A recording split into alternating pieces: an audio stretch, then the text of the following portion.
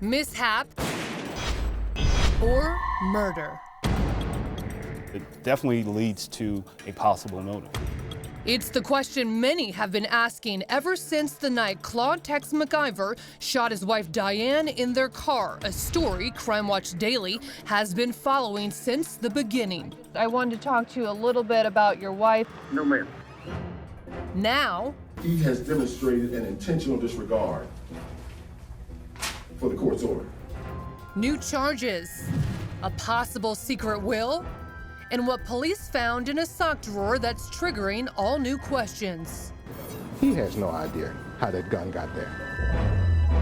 Tex and Diane McIver were a fabulously wealthy power couple. Then, on a late night last September, their picture-perfect marriage is shattered. During the first week of the investigation, no one was talking except for a family spokesperson who is friends with Tex. That friend says Tex and Diane were in a car being driven by Diane's longtime friend Danny Joe Carter when they turned into a questionable neighborhood, and Tex woke up from a nap in the back seat. But the spokesperson's story about what happened next kept changing. Tex asked for his gun because he was afraid of Black Lives Matter protests that had happened in that area before.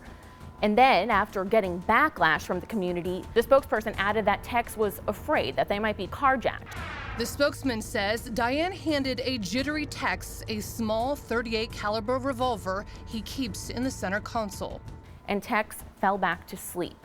McIver's attorney then says that Tex woke up to the sound of a gunshot and realized that the gun went off while Tex was holding it. Diane McIver later dies in the ER. In a telephone interview not long after, a distraught Tex tells reporter Natalie Rubino from our affiliate CBS 46 Atlanta it was a terrible accident. The car hit a bump and the gun went off. My pain comes from, I think, the suddenness of this, how traumatic it was. And, the guilt that I'm carrying that I'm responsible for. But just how genuine was that guilt? And was it really an accident? At the time, I traveled to the McIver Ranch just outside of Atlanta to ask him myself. I wanted to talk to you a little bit about your wife and whatever you have to say. Are you available today if I go through your attorney? No, ma'am.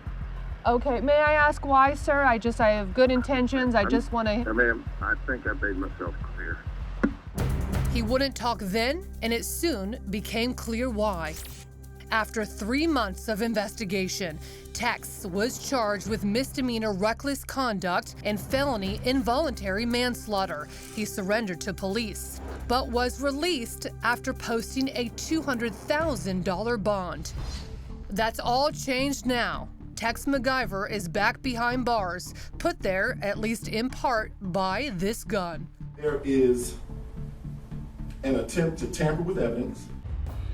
As a condition of McIver's bond, he was not allowed to own any firearms. But during a police search in his condo, authorities uncovered this Glock in McIver's sock drawer. Tex's bond was revoked. Just 1 day later, this breaking news. The grand jury charged Tex McIver with murder, felony murder, aggravated assault with a deadly weapon, possession of a firearm during a felony, and perhaps the most shocking charge, influencing witnesses.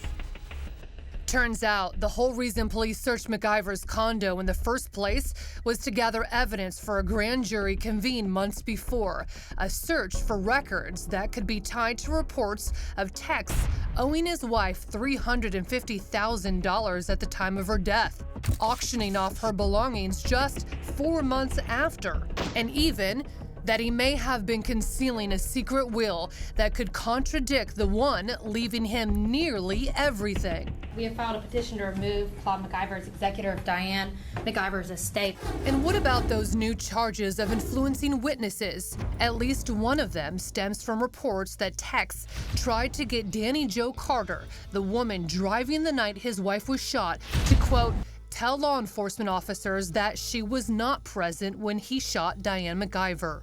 Tex's lawyer denies that charge. Nobody's told Danny Joe not to cooperate with anybody. We hadn't had any contact with Danny Joe. She has her own attorney. A trial date for the new charges has yet to be decided, but for now, at least one question has been answered. Claude Tex McIver will stand before a judge, not to accept responsibility for a tragic accident, but to face charges for the murder of his own wife.